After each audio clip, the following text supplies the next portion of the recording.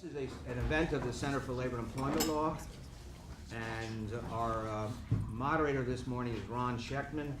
He's a longstanding friend.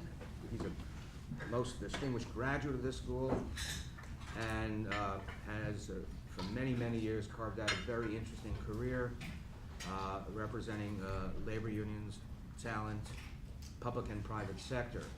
And he most recently negotiated, it must be a first time only, profit participation agreement for the original cast members of Hamilton, which is quite interesting. And Ron and I, in the old days, I don't know if you remember this, we were on the Free Speech Committee of the ACLU. I do remember well. We were trying to come up with sort of constitutional theory for union political and speech rights a long time ago. So we're very proud of Ron on many different scores, the least of which is that he's a member of our board of the Center for Labor and Employment Law. And I'm going to turn it over to Ron. Thanks, Sam. And it's my pleasure, as we go on with introductions, to introduce the star of this morning's production, who wants profit participation as well. I have rights in the video, so everybody understands. Multiplying a zero doesn't make it very far. So it's my pleasure to introduce you to Andy Stern, who is the President Emeritus of the 2.2 million member Service Employees International Union, SEIU, representing janitors, child care, home care, healthcare workers, which grew by more than 1.2 million while he was president. I had the pleasure of meeting him then when, along with the janitors, child care, and home care workers, he organized and amalgamated the largest union of attending physicians into the SEIU. He has been called, and I quote, a courageous visionary leader who chartered a bold new course for American unionism. He has been featured in 60 Minutes, CNN, and the covers of the New York Times Magazine, Fortune, and Business Week. He's on the boards of the Open Society Foundations, the Hillman Foundation, and the Broad Center. He was a presidential appointee on the Simpson Bowles Commission, the most frequent visitor to the White House in 2009 and 10. You have to tell us what the hell you were doing there. And a key organizer for Obamacare, and is now the Ronald O. Perlman Senior Fellow at Columbia University. His first book, A Country That Works, was published in 2005, and his new book, which we're talking about today, Raising the Floor, How a Universal Basic Income Can Renew Our Economy and Restore the American Dream. It calls for America to take debate and take bold action in the face of the massive potential of job disruption. When he was interviewed this spring, he talked about the effects of technology and the structural changes to our economy and how they have affected employment opportunities for the American worker. He said in that interview, talking about his book, and I quote him now, and this will ring, I'm sure, poignantly to all, as I like to say, this is the United States of anxiety now, and it's only going to get worse. So clearly, Andy was prescient talking about this in June, and we wish maybe some of his advice to a female politician who I think just is retired would have been more than helpful. It's advice about concerns that were clearly central to the electorate in the presidential election, and that has clearly established the United States of anxiety for yet many other reasons. Our anxiety won't be relieved until we talk about the issues and the proposals that Andy has thought so much about. So we have the pleasure this morning and the opportunity to hear about some of his thinking and to see if he, heaven, can help us relieve some of our anxiety. Thank you very much. It does seem irresponsible to speak anywhere at the moment and not talk about the election. Unfortunately, Ron gave my crossover remarks that this is actually, in some ways, more about the election than we appreciate now, and probably even more important as we think about the world going forward, not just around the United States, but around the world, because we can all see with Brexit and many other tensions that are existing around the world that some combination of race, immigration, and economics are fueling a lot of uneasiness and reactions all around the world.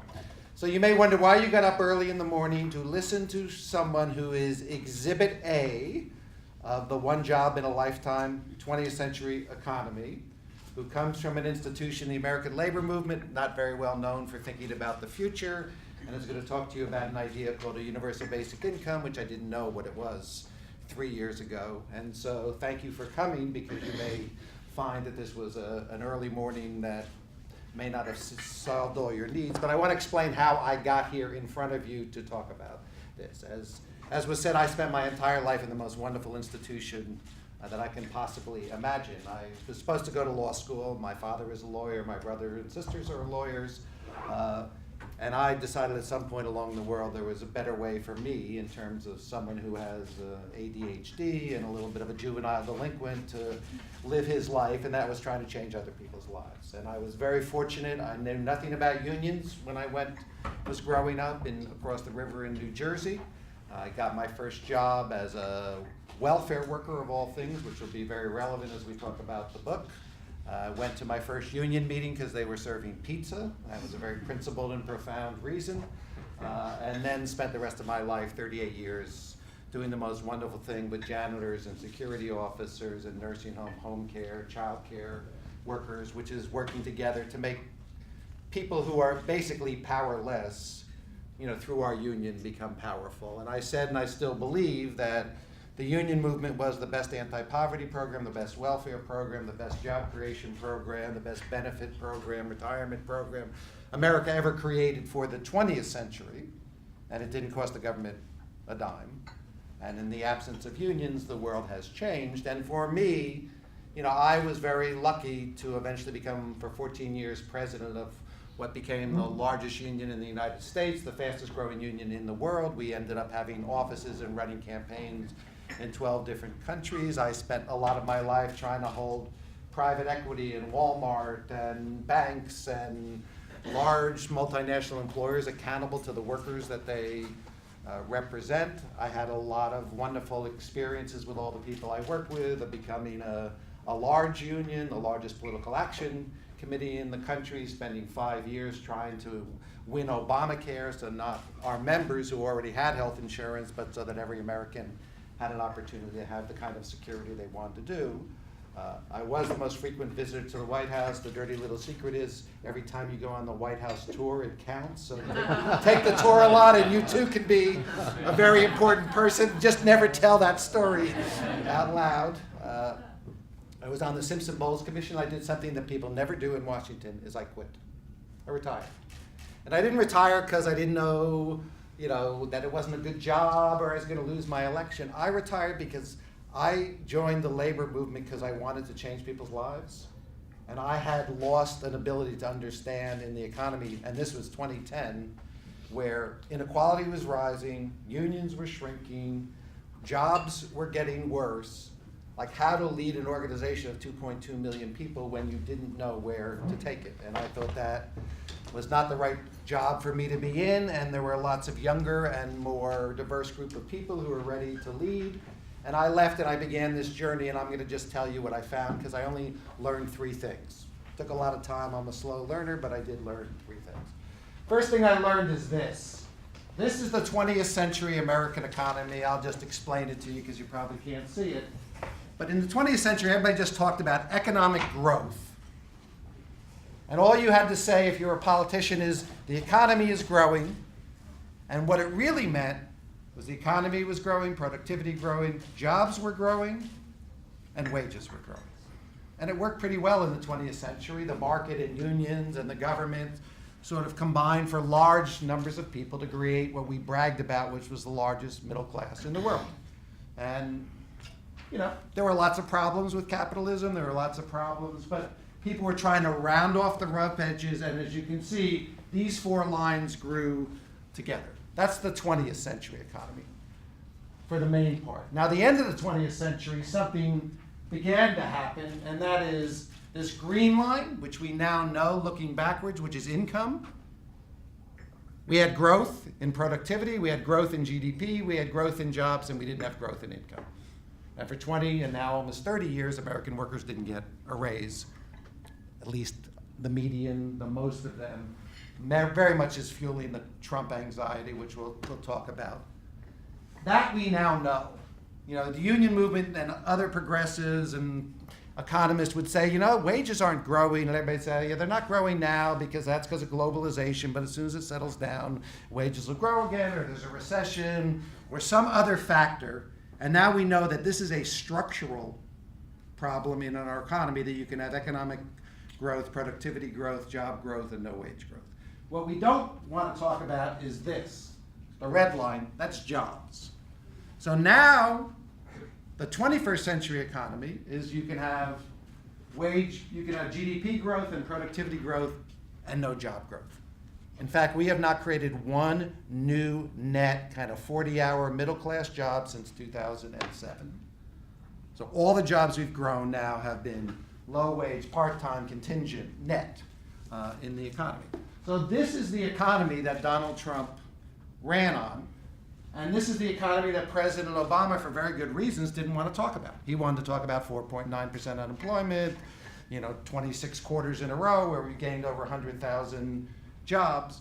But there's an America out here, which Ron talked about, and that was the first conclusion I made in my book, that this is the United States of anxiety. Only 21% of the people in America think the economy is very good or good. 52% don't think the American dream, which has been the enduring kind of value proposition. If you work hard, you play by the rules, your kids will do better than you do. 57% actually don't believe that's true anymore. And those 57% are right, statistically. Kids are not doing better than their parents. I say the new American nightmare is that more kids now go back to live with their parents than any time in American history. So the American dream for parents that your kids were going to leave and go out of your house is now the American nightmare, because the only way they can sort of get by is when they use your housing to lead their life. But the most devastating statistic, and it's been said a number of times, is that 47% of Americans could not find $400 in case of an emergency. That's half of America cannot find $400 in case of emergency. You don't see it in New York, or you don't live it in your bubbles, but that is the life that so many people are leaving, and that is what is fueling the United States of anxiety around the world. So when you hear a politician say, we're going to get growth, all good, we need growth. It's important. There's no pot to distribute without growth. You need to understand that has nothing to do anymore with wages and jobs. It's better for them, yes, but it's not what it once was in the 20th century. And this is what the economy is now producing. This is what happened before the recession. These are middle wage jobs that got lost in 2009. These are the jobs that have grown after 2009, and you can see it's all in the lower wage occupations. So we're getting rid of middle class jobs for lots of different reasons, and we're gaining more and more lower wage jobs. And anybody who's had friends who've left the job market sort of know the problem. When I graduated college, you got a college job, you got a college degree or a union job, you were fine. You became a middle class person as a general principle. Totally untrue right now.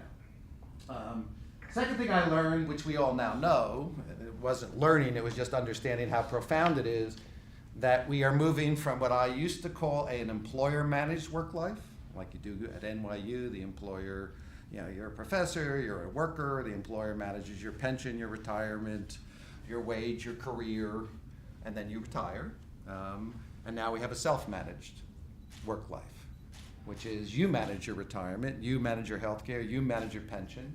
I had one job in 38 years. My son is expected to have, and he's totally on track to have 9 to 12 by the time he's 35. So that's the average, 9 to 12 by the time you're 35. We now jobs by the time you're 35.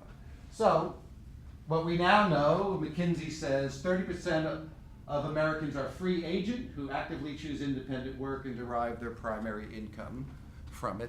That doesn't include all the people that are contingent, part-time Uber drivers who like the independence but don't like the other parts of the job, like you don't get Social Security, you don't get unemployment, disability, retirement, or many other things that go with it.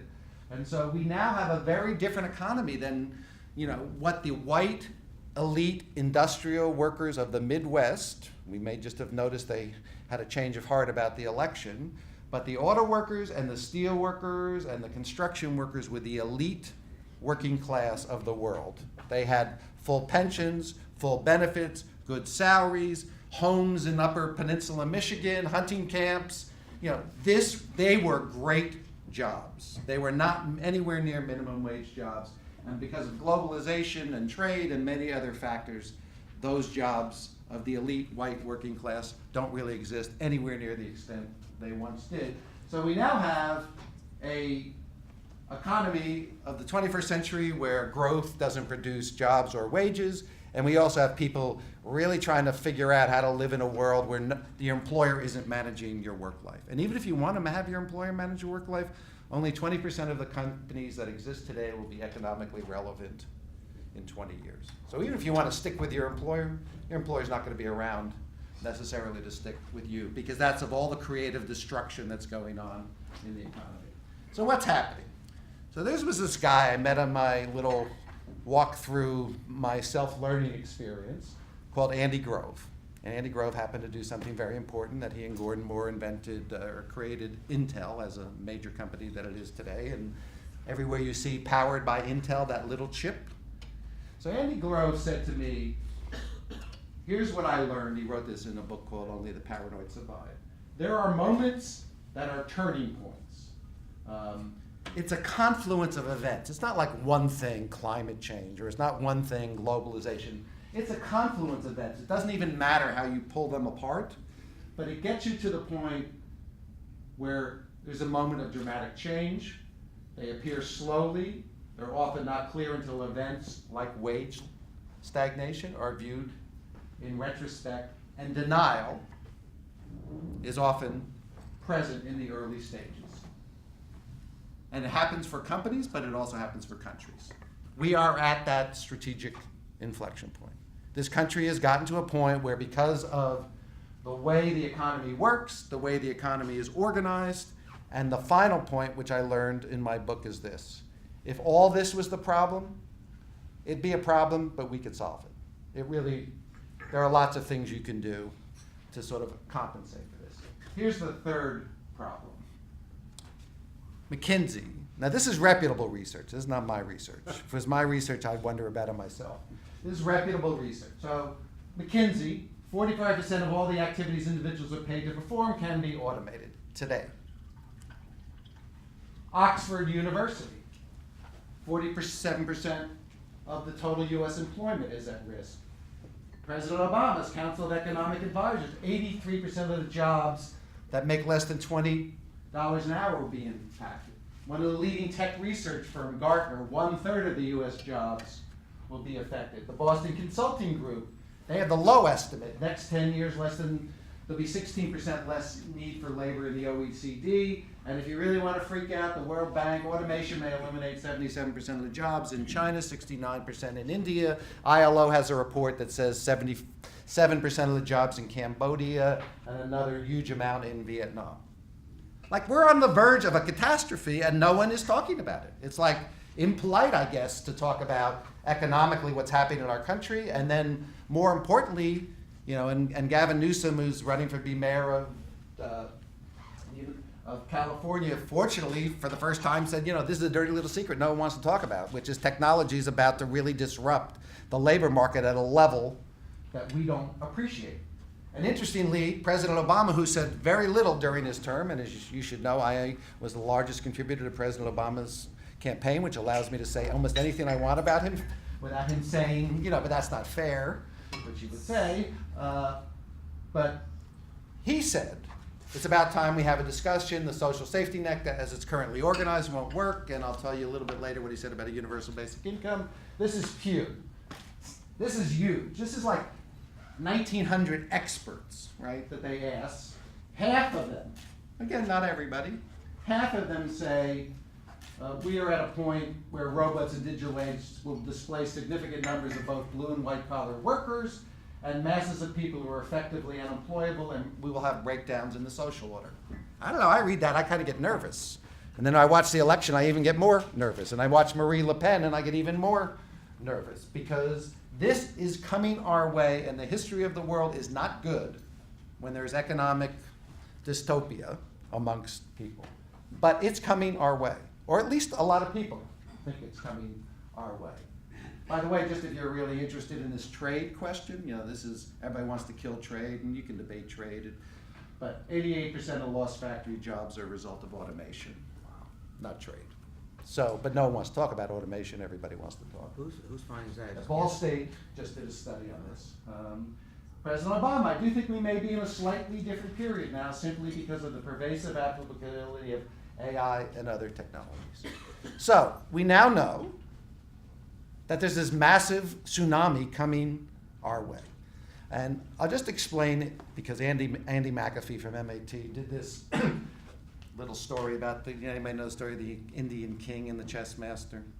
So so the Indian king wants to learn to play chess. He finds a chess master. He says, teach me how to play chess. He does. He's so grateful. He says to the chess master, what can I do? I'm the king of India that would reward you for this work. And he said, Your Excellency, I'm a simple man. All I want is rice. And the king's thinking, this is a good deal. Well, I got to give him his rice. He says, how much rice? He said, put 1 grain of rice on the first square of the chessboard, and 2 on the second, and 4, and keep doubling it. And the story goes that halfway through the chessboard, the king kills the chess master because he knows he's been had. Because about halfway through, all he has is enough rice that's probably like some number of a farm's worth. That seems reasonable. But by the time it's done, there's more rice than is higher than Mount Everest. And that's the power of doubling. And Andy McAfee and Eric Bjorlson from MIT say this. We're about a little past halfway through the chessboard, and people are starting to realize, holy crap, something is about to happen here. I feel it. I don't quite understand it. I thought those things called driverless cars were like 25 years away. I didn't realize I can call one right now in Pittsburgh, Pennsylvania, get an Uber, on your app that's driverless. That a beer truck just drove with Otto, which is a subsidiary of Uber, just drove from 100 miles delivering beer without a driver. The driver went in the sleep part of this. Technology, the doubling, is why things that once were science fiction seem like, oh my God, they're like happening now. And all these discussions about Stephen Hawking saying he's more worried about AI, artificial intelligence, than he is about a nuclear attack or climate change. And we can all debate whether that's true or not. It's just we don't get how fast this change is about to occur and how big the numbers are. So then I'll say this, what do we do?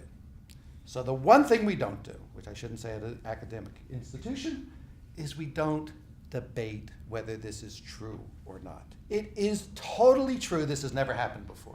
Every time we've had industrial revolutions, we've had more jobs than the last. When I went to school, I think Neptune or Pluto was a planet. I'm not sure it is anymore, and the world was flat until someone realized it was round. Things change. It doesn't matter whether it's true or not. There is enough substantial and reputable research that any responsible adult that heard that a tsunami was coming to the shore wouldn't sit around and say, they said that last time and it didn't hit, so I don't think it's going to hit us. This time you would prepare. That's what our government does when it works well in military. That's what business does well. You do risk assessment, you do risk management, you do scenario planning, and there is enough here to need to plan for. Even if you think in the end, it'll all, after some disruption, it will come about that there are more jobs, and it may be true. I don't believe it, but it may be true.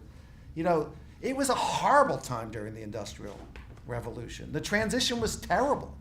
Read Charles Dickens, look at the factories where people were locked in, read about the Triangle Weight Shirt fire, talk about New York. It was not a great time till we got to the other side. So even if we're going to get to the other side, can we not have everybody suffer along the way? So what do? Last point. So I came across this idea that is so old that I'm embarrassed that I'm acting as if I found this great idea. Because actually Thomas Paine found this idea. And he founded this idea when the U.S. was trying to figure out, having won the Revolutionary War and having captured and taken back, expropriated all the British land that had been in the country, which they took from the Brits now that we won the war. Like, what are we going to do with the war? And Thomas Paine said, we're going to sell the land to private landholders, but we should compensate people because we all fought the war, we all own the common land, and we should give everybody 15 pounds sterling. Everybody probably meant white men who own land, but we should give everybody 15 pounds sterling. That was a universal basic income. From the Commonwealth, we compensate people. It then went on, the country that came closest to having a universal basic income, the United States. Richard Nixon, of all people, proposed giving every American $10,000 a year in today's dollars. Milton Friedman, an icon of the conservative movement, was his architect of the plan. It was supported by 1,000 American economists, from John Kenneth Galbraith to left and right and everywhere in between. It passed the House of Representatives, and of course, the thoughtful, forward-thinking Democrats in the Senate of the United States decided it wasn't enough money, so we're not going to pass it, and we'll get it more money next time. And it disappeared really from the United States discussion. Europe has had a discussion about it for a period of time. It disappeared from the United States. And now it's back. When I started to write this book, the Columbia University Business Press would not publish this book for 2 reasons. One is because I'm talking non-conventional economic theories, and I'm not an economist, plead guilty, and therefore the rest of the academicians didn't want me to write about a book about something where I don't have standing. And the second thing was the answer to this problem of universal basic income was so crazy, and they wouldn't publish it. Now I got Elon Musk, the man, on my side, who came out the other day saying the only thing we're going to have a pretty good chance we'll end up with a universal basic income. I have President Obama now saying that's a debate we'll be having over the next 10 to 20 years. I have Bob Rice, Joe Stiglitz, the current Nobel Prize winner, a conservative, Angus Deaton, Charles Murray, a conservative icon and libertarian, and the list will go on and on. Eric Schmidt from Silicon Valley. Everybody's beginning to say this has to be an option to be considered. So what is it? Universal basic income is one of those rare things where the name actually means everything. It's universal, meaning you give it to rich and poor, Bill Gates and the poorest person in the country. It's basic. It's not going to substitute for working. I'm saying it's $1,000 a person, 18 to 64, a citizen 18 to 64 a year. That's $12,000 a year. Ironically, interestingly, disgustingly, that will take every person in the United States above the poverty level. Take every person in the United States above the poverty level. Poverty level is $11,997 for a single individual. So we will end poverty statistically and create a floor for people at the same time. And interestingly, if we trace the history of the current welfare program, which is, we'll talk about how to pay for it, the current welfare program, if Martin Luther King had lived, would not exist. Martin Luther King, in his last book, From Chaos to Community, completely condemned the welfare program. He said the civil rights movement asked people to end poverty.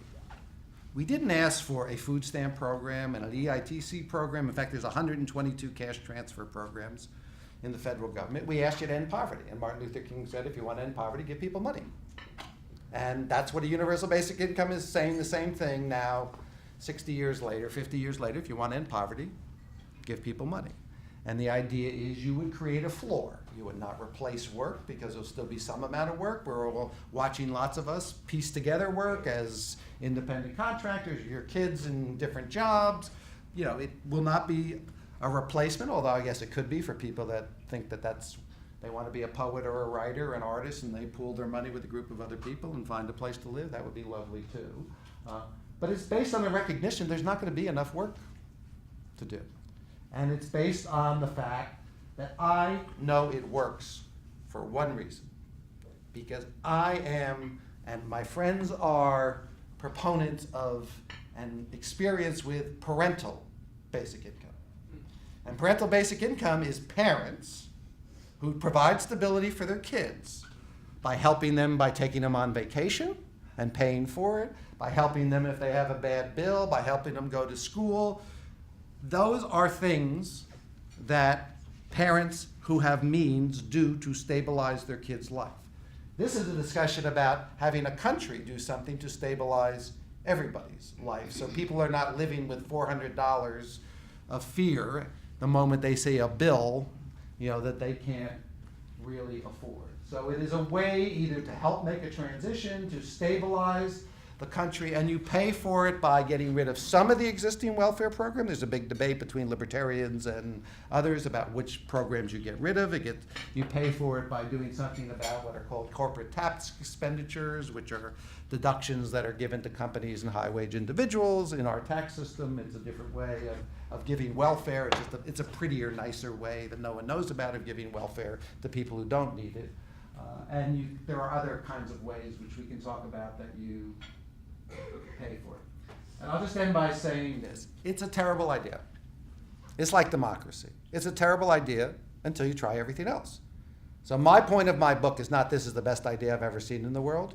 It's an idea that actually works. And I say to people, what's your idea? Now the obvious counter to this is guaranteed jobs, right? And so when you say to people, okay, guaranteed jobs, and they say, what do you mean? They say, oh, the WPA. And I say, oh, let's see, the WPA, we're far today from the New Deal as the New Deal was from the Civil War. And I'm not sure, as much as Franklin Roosevelt admired Abraham Lincoln, he built the economy in 1935 around the facts of 1865. WPA had a lot of incredible attributes to it, but it also meant we were sending people away, many times away from their homes, to build roads, clear forests, build camping places and national parks for a short period of time. We're talking about a permanent problem, or at least a really long-term problem. So all of you ready to send your kids, away to clear brush as what they're going to do, or any of you with your law school degrees think that's a really good idea if you can't find work, that you're going to be out clearing brush for the rest of your life? Or do you want to make choices about your own life, which is what a universal basic income does? Universal basic income has three other things, and then I'm done.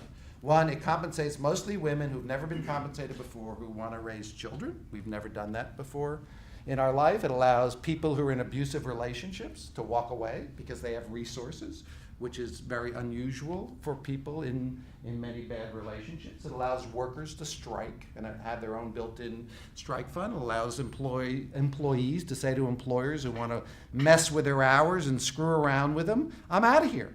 You can't starve me to death because I have a basic income coming in, and it's sort of permanent stimulus. In an economy that's bereft of demand, plenty of supply, not enough demand, giving everybody $1,000, helicopter money, some people would call it, actually has demand. So I just think you have to juxtapose this. If you believe that we need a scenario for the future, then because technology is going to roll over a very different economy than we once had, and if you believe that we have a responsibility for economic security for everyone who works and lives in this country, then we need a plan. And this is my plan. And I always say to people, so what's yours? Because change is inevitable. It's progress that's optional. And it's leadership that makes the difference. And it's time we all have this discussion, or we're going to have, for those of us who thought election night was a sad night, we're just warming up, baby. Thanks very much.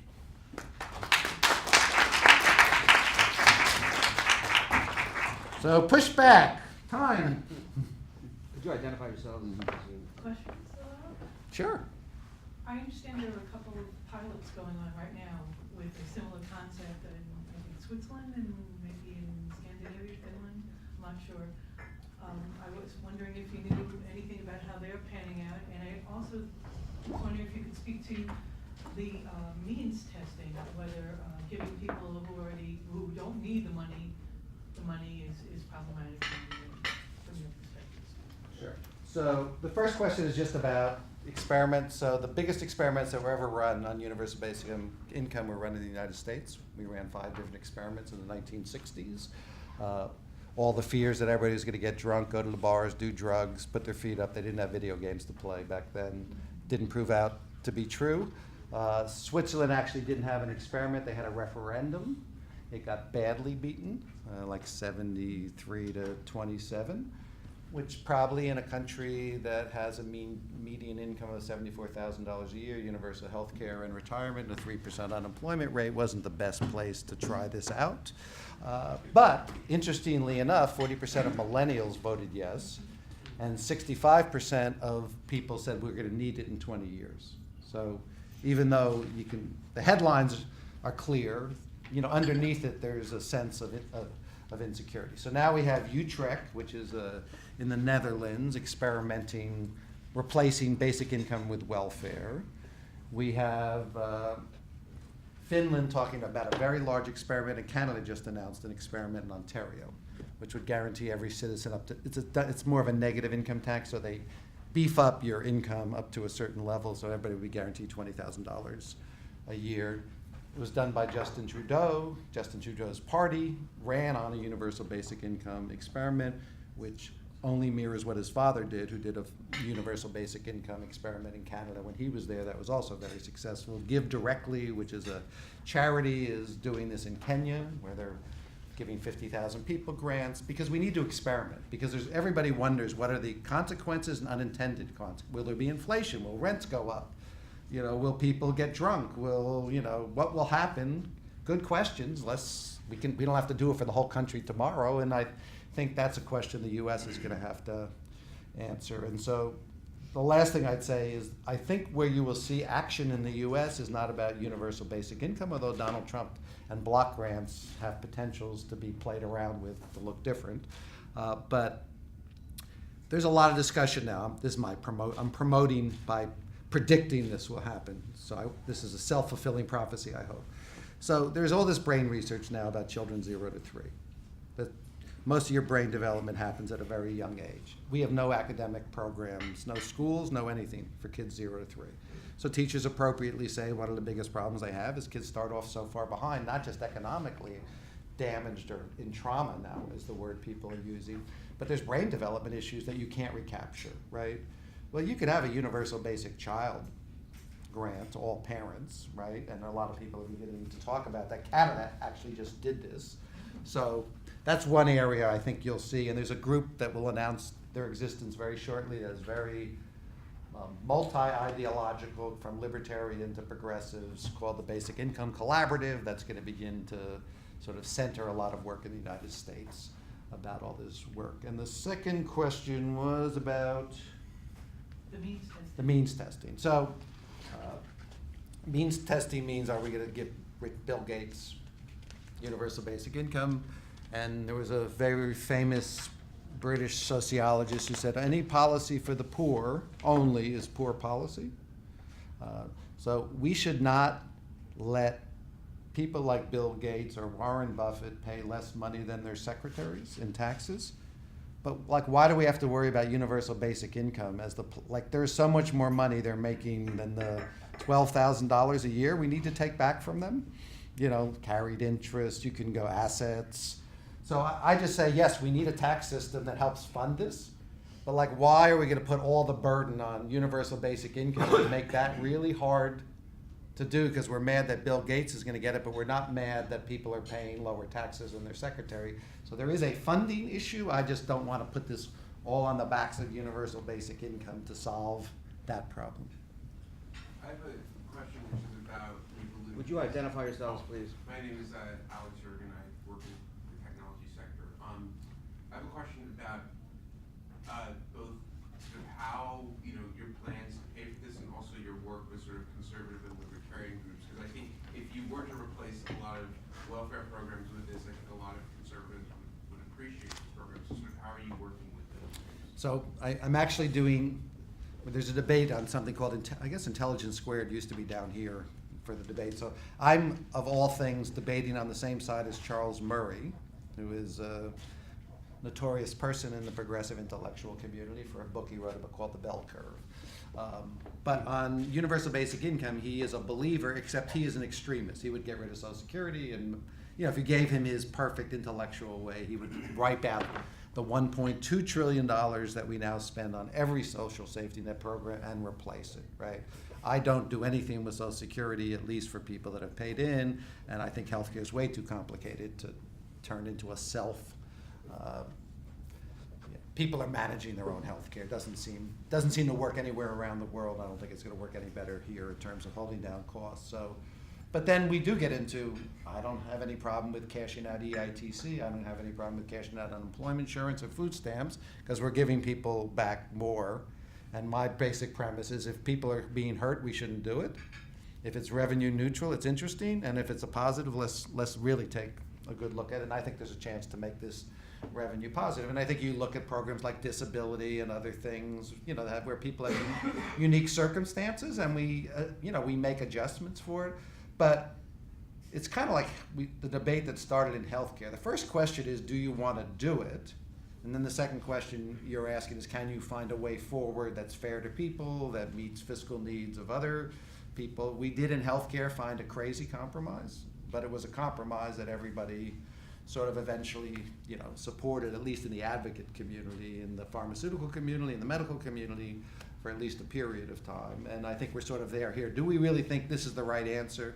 I wish someone would do a lot more work on jobs. It's like almost disgraceful that in a country like ours, with all the money that think tanks and other people get, no one's figured out a jobs program that might be able to do this, or some hybrid program, take 2 years out for national service, do other kinds of things that give, sabbaticals for adults at a certain age, paid for by the government, job sharing, other lower work week, some combination that says if this happens, we can do the same, get the same results by some other combination that people might find more acceptable. Because the biggest problem we have with the universal basic income is people think that everyone should work, particularly old people like me think everyone should work because we love working. And we worked our whole life, and jobs for a lot of us were fulfilling or paid well. And so that is not what the profile is of doing the polling on millennials. How do you pay for it? You take, I would say you take $500 billion of the $1.2 trillion of welfare programs, which is sort of, in my book I add them up, like food stamps, EITC, et cetera. You take another $500 billion, which Simpson Bowles took almost all of it, for corporate tax expenditures, which is just welfare spent differently. And then the country had a financial transaction tax until the 1950s. For some reason we got rid of it. Some people say that. And then Europe is now bringing it back. It's called a Tobin tax. We're the only OECD country has no VAT tax. We don't have a carbon tax. There's all kinds of other natural resources, you could tax. And, as Thomas Piketty said, we could actually tax assets, which is all where the money is. Because, don't waste your time going after income. Income's small compared to assets. Most people don't have their money in their wallets or their checking account. They have it in art and homes and investments. And so we need to go after assets, not income. There and here. Yeah, if you're If you don't mind, just introduce. increasing the gross that people get, or the quantity of money that people get, for example, on a basic thing like rent, so why won't you just be skyrocketing the price of everything? Well, I always at an academic institution ask the question, every time we raise Pell Grants, do they raise tuition? And I think the proof is they raise tuition whether we do or don't. Raise Pell Grants and they raise rent. So we don't know. The experiments so far have not shown that. Like Alaska, I should have said, has a universal basic income. If you're a citizen of Alaska, you get a dividend once a year that comes from all the money that was collected in taxes from North Shore oil, right? So you can look at what happens when people get that money, both in terms of pricing, and so far it's not that much money. It's like $1,500 to $2,500. It hasn't had an effect. I think those are questions we don't know the answer to, which is why you want to experiment before you do all this. Because if you have to then put price controls on top of, you sort of defeat the purpose of the simplicity of a universal basic income, is you give everybody cash and they choose what they do with their life. How does, my name is Maura Tobias, how does this scenario compare, like in Europe and Scandinavia, for instance, are they facing, or do you anticipate that they'll be facing similar situations? If not, why not? And are they educating their people better? Are their people getting all higher level jobs for some reason? Or I would just like to hear a little comparison. So Finland, which is probably one of the best educated and best social welfare state in the world,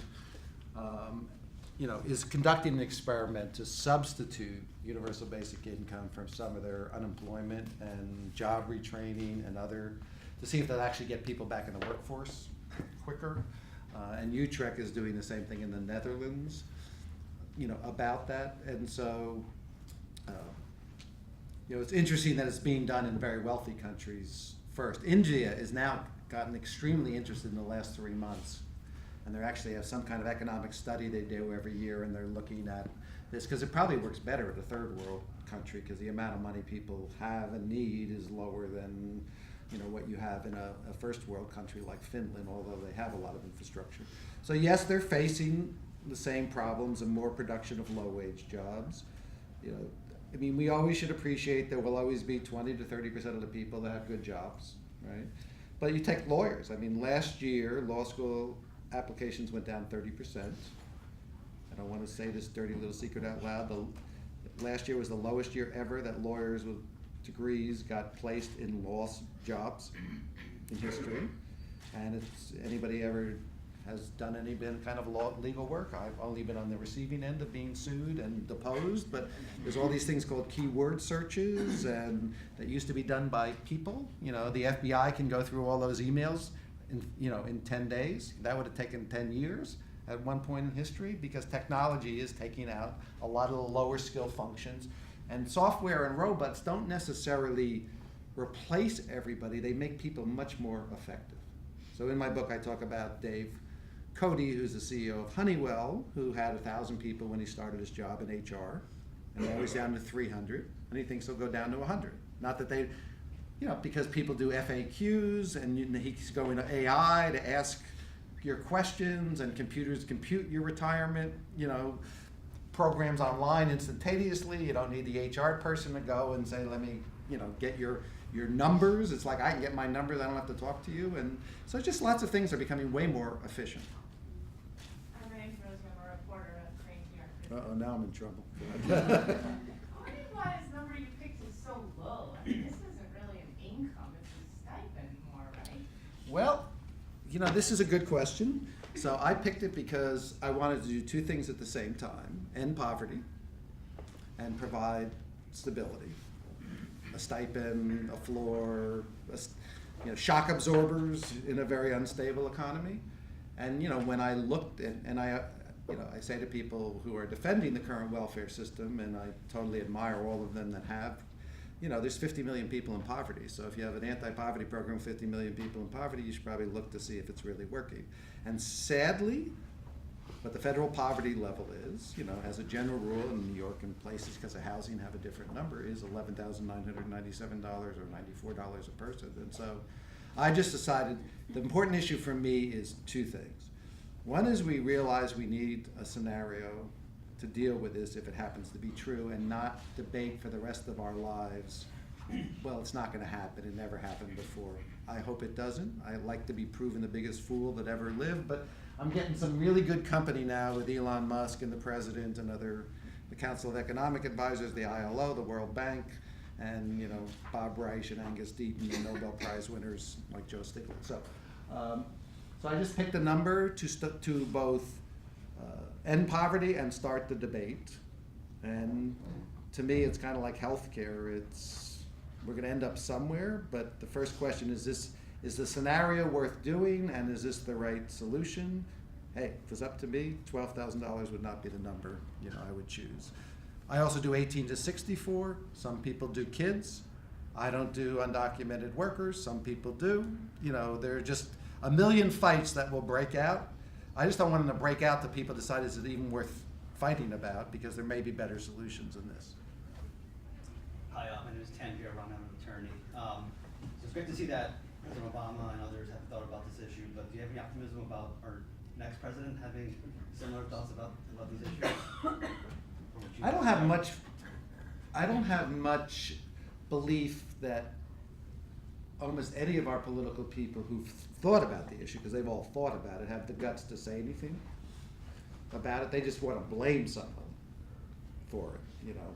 And so it's just like the number about trade. You know, 88% is by automation, 12% is by trade. I mean, factory jobs. You know, could someone say that, right? It's like, I'm not against redoing the job. I was on the Council of Foreign Relations Trade Task Force. It's a really interesting thing for someone to read, because they wrote 10 years ago, no, it was 2011, they wrote 5 years ago that we needed a pro-American trade policy. These were the most distinguished free traders in the world saying that unless we did something about factory worker and other people's jobs, which is why they call it a pro-American trade policy, we are going to have a big problem, right, about people supporting trade. So, you know, I just think we haven't, you know, that's why when I said I saw Lieutenant Governor Gavin Newsom talk about this out loud at a code interview he did, it was like, oh my God, it's like amazing to know. He's the first person I've ever heard say in public, we have to really think about the future of technology. So I don't think this is, you know, listen, you can tell I'm not a Donald Trump fan, but I don't think this is a Donald Trump problem. I didn't hear Hillary Clinton talk about it, and I didn't hear President Obama talk about it when he was talking about 4.9% unemployment and 32 consecutive, you know, months of job growth, because it's not a very easy thing to talk about, because there is no good answer that people like. Like my answer, everybody says, oh, this is, you know, welfare without work, you know, writ large, and most people, you know, I like the dignity of work, right? So it's hard to imagine a world, and the one job I keep saying to people, the one job that everybody, the country needs more of is philosophers. Because this is going to happen whether we do universal basic income or not. People don't have enough to do. Right now, opiates and anger and racism and other things fill the time for people who aren't finding work that matters or work at all. I mean, 22% of men, I think it's 20 prime age men, haven't worked in the last 12 months. Larry Summers says a quarter of all men in the next generation will not be working at any one time. I mean, so there's like real choices of what we're going to do here, because we know that kind of problem fuels instability, and work has become central to America, and you know, no one has a jobs program, so why talk about something if you can't either blame somebody or solve it? So Donald Trump blamed somebody, and the Democrats didn't want to talk about it because they couldn't solve it. Daniel Tryman, I'm a JD student. I'm wondering, in addition to exploring ideas like UBI, whether we shouldn't also be trying to head off the problem underlying it, which is that in the name of efficiency, we are arguably making things worse for people. Efficiency is supposed to improve lives, not ruin them. With respect to like jobs that aren't sensitive to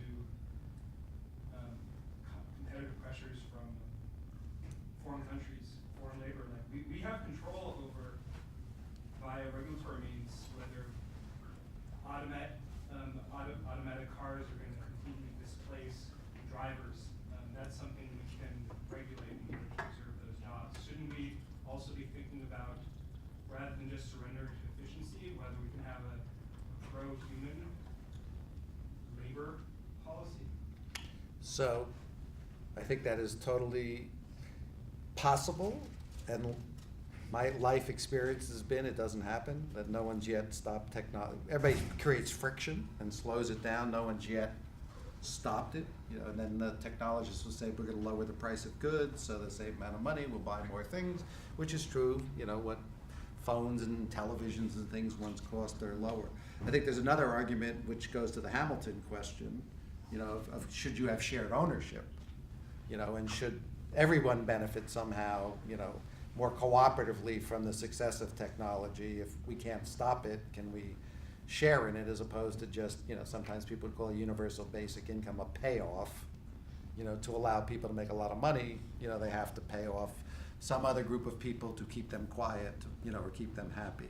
So I just think this is the right discussion, like and I'm not a believer, I'm not against it, I just don't believe you can stop technology. I think it's just, you know, you can raise wages in service workers, you know, without worrying that, you know, it's not like a hospital's gonna move overseas, you know, or, you know, your local restaurant's gonna move overseas. There are economic questions involved. So, I think now we're just having the right discussion about, is it Hamilton, is it friction?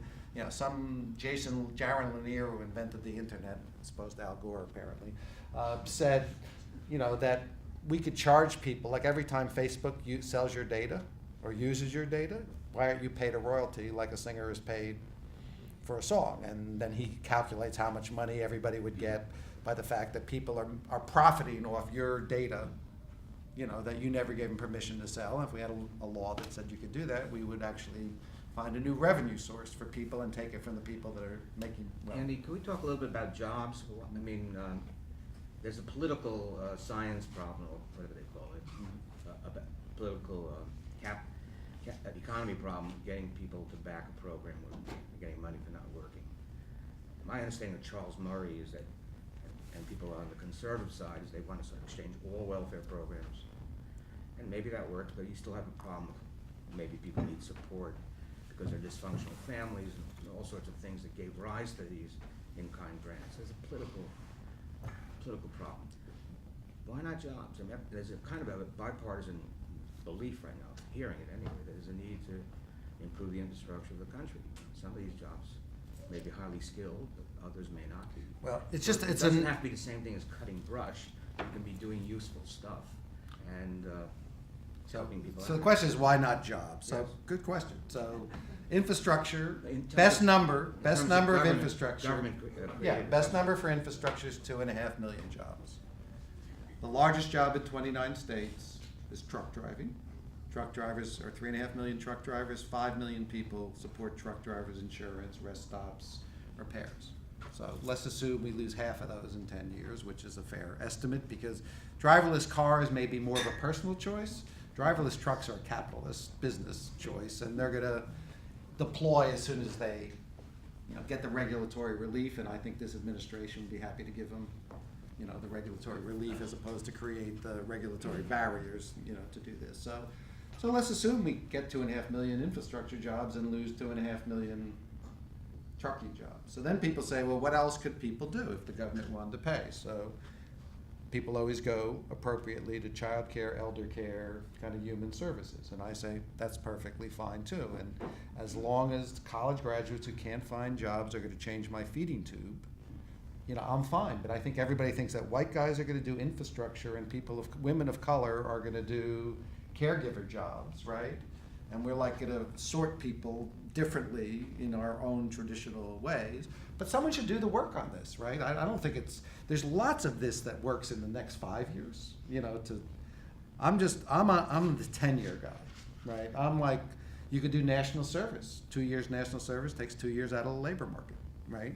If every kid who was a freshman and sophomore in college was expected to do national service to get a universal basic income or a Pell Grant or Social Security or anything else, you take 2 years out of the job market. So I think there are lots of important and should be done.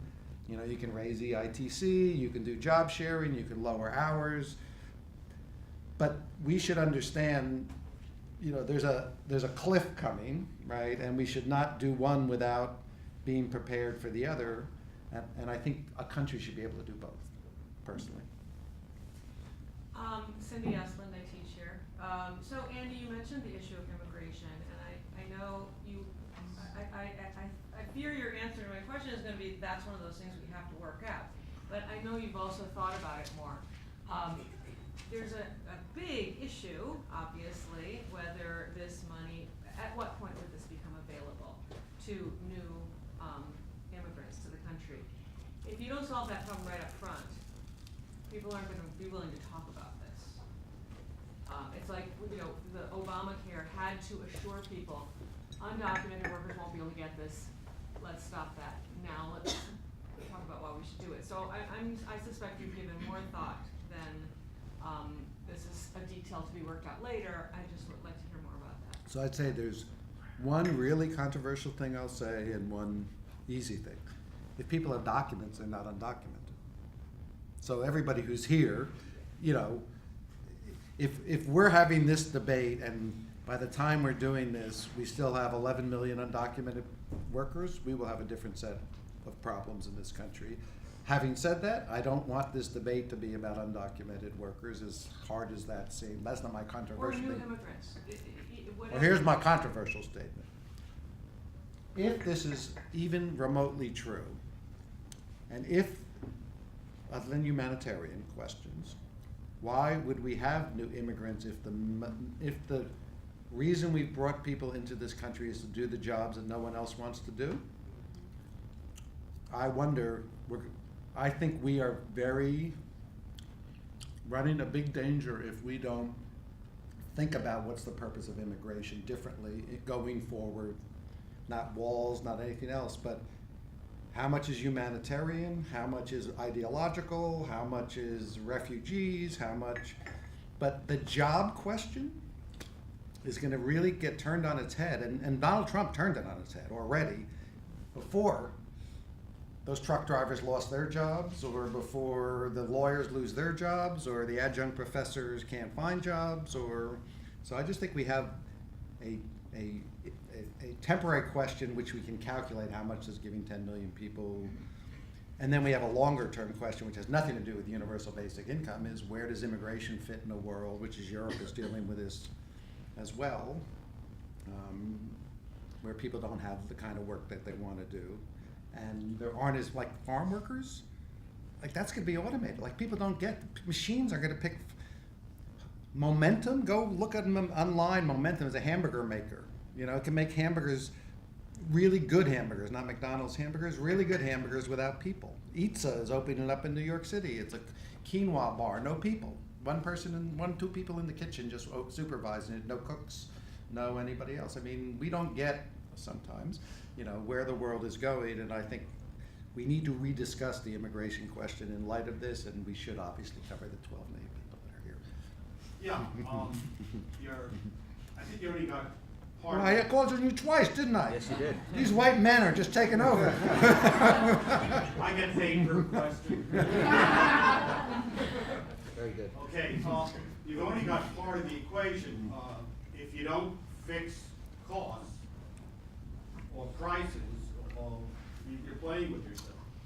Well, the market is supposed to fix prices because if people don't buy things, but technology has fixed things so far, not housing, but it's fixed goods, consumer goods, food, other things. Prices are not, you know, our inflation rate is not that high in the United States other than housing. So I'm not an economist, you know, my sense is I do agree that universal basic income needs to be tested against, does everybody just raise all their prices to compensate for the additional money? But I don't really get the macroeconomic, I don't know enough to get the macroeconomic effects behind it. All right. Michael Wazowski, 3L at NYU. My question is basically, kind of speaking to sort of political economy and the marketing of this. Your main framing of this, at least in this room, has been about coming crisis and how we need to prepare because we're going to, in your words, fall off the cliff. I'm not exactly sure that that's the best way to frame this because we've been going towards another cliff with global climate change and nobody's done anything despite the science being in on this for about 2 decades. But why not try and phrase it more positively, as you put it, with, you know, people in bad domestic situations, people with situations where right now they're trapped in terms of emergencies or can't even afford to move to get out of bad, like, economically disadvantaged area. Wouldn't a positive selling point of, hey, everybody who's stuck in a job that a robot could do and you're basically dying slowly every day and not making enough money to do anything, this will free you. Like, I think that is like how this gets any political traction. I don't see like we have to do this or else the riots come, because the political class is entirely content to sit on its hand as long as the status quo is remotely sustainable. So there's a lot of, I could give a lot of different answers. So one is I'd say, and I write this in my book, the difference between climate change, the difference between now and what happened with blue collar workers is that white collar workers are affected.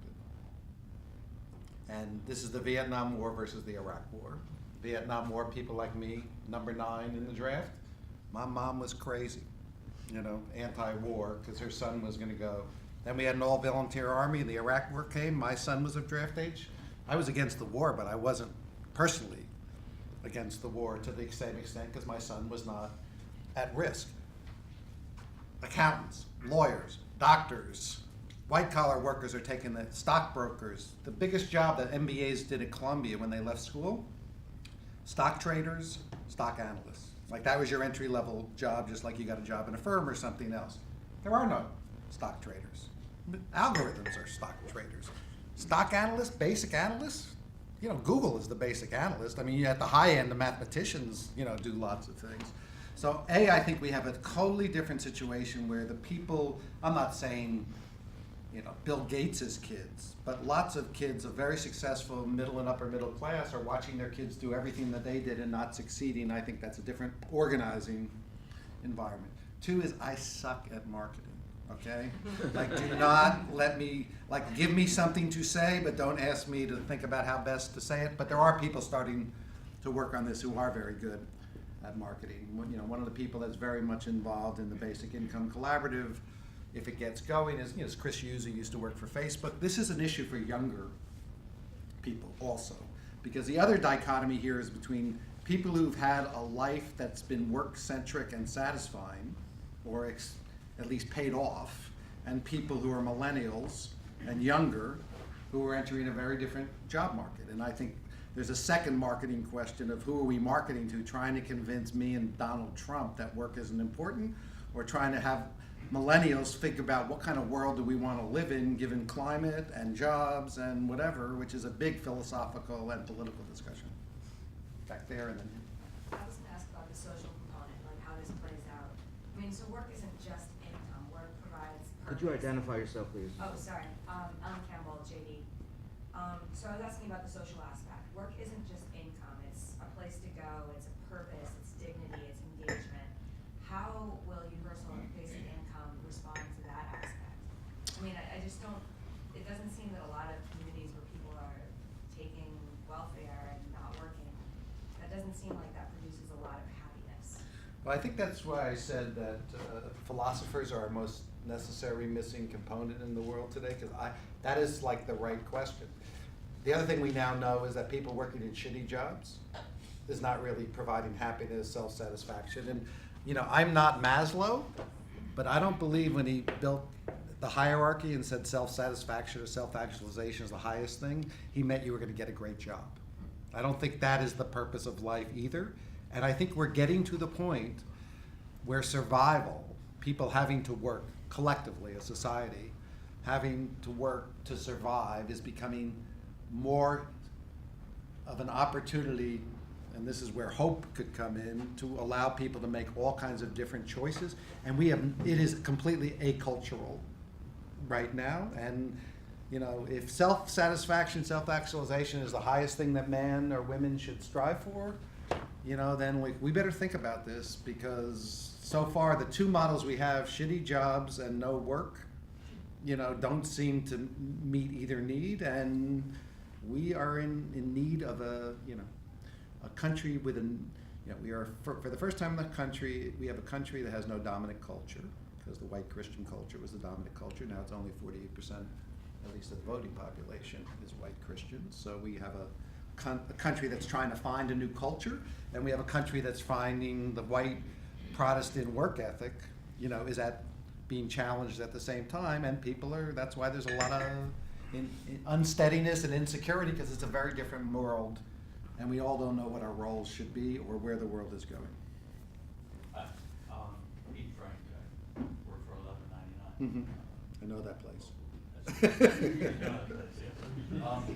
Just at his point about marketing, his point about Trump, it's the red state voter that I think needs to hear this message through a positive marketing attempt. Blue state voters aren't going to be the obstacle that politicians will point to as a reason why we can't do this. They'll point to red state voters. But I think red state voters are actually the ones who would be most enthusiastic, a lot of them, if you market it in the right way. And so people are unhappy with work, and work just doesn't do what they feel it should do. And the idea that it might not ever do for them what they hope it should do, that if you can market that kind of loss of hope, kind of flip it in a positive direction, somehow, I don't know, you can take care of that problem of using the red state voter as a reason to not do this. I'd only say, yes, last elections red state voter was a blue state voter. So we just have to be thoughtful of not taking situational moments, because candidates matter too, besides other things. And you know, Barack Obama won those same states. So I just think we need to appreciate there is a reason why the largest number of college graduates in history are moving back with their parents. It's not family values, I guarantee you, right? It's because people cannot live the life that their parents once lived and pay for housing and everything else. More or less all the people who, not like me, who didn't have a defined benefit pension plan, you know, are getting to the end of their work life like screwed, right? They can't figure out how to manage the money they have, if they happen to have any, and most people don't have any. So, like, there's all these things coming to a new moment, and I'm not sure basic income is actually I'm more in you in the next 5 or 7 years. There's lots of Well, things given my we can do. age, 10 years is Yeah, my time but frame. I do think we need to plan for both. One's easier than the other, because the other deals with philosophical and other kinds of cultural questions that old people are really bad at imagining a world where they don't work. That's why they work so long. We have time for 1 or 2 more questions. Could you identify yourself, your rear? Ben Viant in media. It's a great book. First of all, it's a great. Oh, there! I put you. Thank you very. I was wondering when you were going to give my plug that I asked you to do. No, really, it's a great great narrative style for. Thanks. Someone It's a story. It's not a policy book. Well done. But two questions. One, taxes. For people who would only be deciding only to do the amount each month, is that the tax rate? Is that the thinking around taxes? And then the second question. I mean, will it be taxable, is that what you're asking? Yeah, would it be, what's the thinking around that? And then the second is, you know, in our federalist system, path forward, our federalist system, states often experiment with these things. But this seems especially challenging because we're talking about federal welfare programs on one side and federal tax loopholes on the other side. Do you see a path forward for some state to experiment with this? So, I mean, 2 things. One is the presumption, I probably didn't write this clearly, is the first $12,000 of income is exempt from taxation. You know, just so we don't, and then you can decide how much more of the current exemptions are built on top of that, but the idea is not to throw this $12,000 into the tax system necessarily. And, you know, experimentation is hard because we haven't, you know, but if you think about, and I wrote this, there's an article out there about labor law reform through Medicaid waivers process, because in this country now, states can get waivers for Medicaid. New York has a huge waiver, right, to get rid of hospital beds, and it changes the basic law by getting an approval to do something different. So I look, for instance, again, promoting my own idea, at 0 to 3 or 0 to 5, and I say, how much money now goes into programs 0 to 3 or 0 to 5, right? Could we find a place where work is not a debate, like kids 0 to 5 aren't working, I hope yet. You never know in the future with this administration, but so far the child labor laws are holding up, at least from 5 down. So, you know, could we take the money or other money, right, that could be raised and do something for kids just to sort of begin a process of saying there are certain places we're just giving people money. We'll get into a big debate, or people could have more kids if we give people money, but I think there's that. And then there are other people looking at, there's another group of people who believe, let's start by giving everybody $200 or $400, which we talked about in the stimulus program anyway, of like giving everybody with sort of a tax cut, or you raise the ITC. So there is discussion about, could we get a waiver in Paul Ryan's new block grants, right, to carve out some amount of money, you know, for programs like retraining and things that people have not found as successful, and just give people money as a starting place to see what happens. Like some people are talking like $250 a month, and let people have, in theory, some money to retrain themselves or get further education. You know, you would rename it, but it would just be basic income. So I think people, not me, I'm moving on to, like, this is something that people who have 10 years to work on and have a passion, you know, to do it. And the good news is there are lots of them who are getting very interested in doing this, should do, and, you know, I think those are the debates they're having right now. I think we're approaching the end of our time. Please join me in thanking our moderator.